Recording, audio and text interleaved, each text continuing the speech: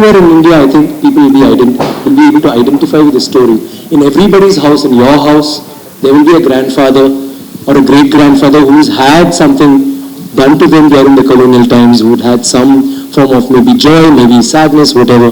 So everybody will be, I'm sure, able to resonate with something like this. And I was taken up with all that, and then getting into the character, like Ranjith was always there from the very beginning. It took us about 2 to 3 days before we kind of, got into that groove, wherein he didn't have to tell me, that please don't do this, don't do that. And it was a flow after that. And but it was very difficult, like Maadhyama said. She forgot the scorpions. The funny thing is, he was shooting and he say, scorpions.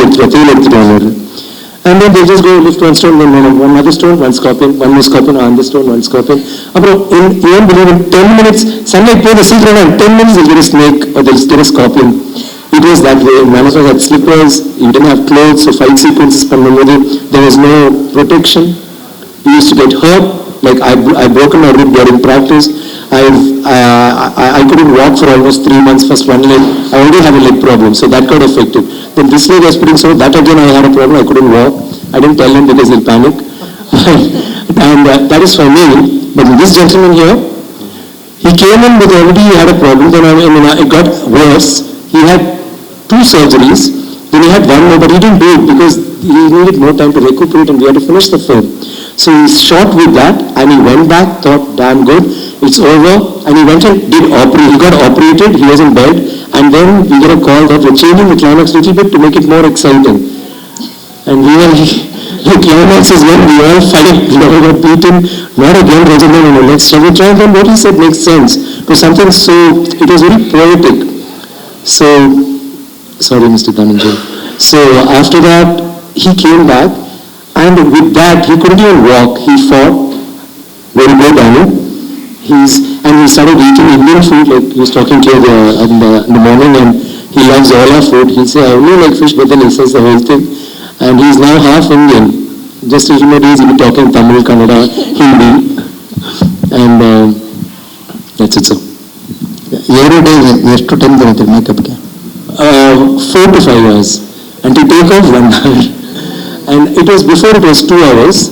Then Parvathy had an idea, take basil powder and basil powder and little oil and rub it, and like how Cleopatra used to have a bath. And after that just go wash it off, but that still took about 1 hour. And there'll be dirt, there'll be ash, there'll be coal dust. It was but putting on the makeup, the scars, tattoos, all of that took time.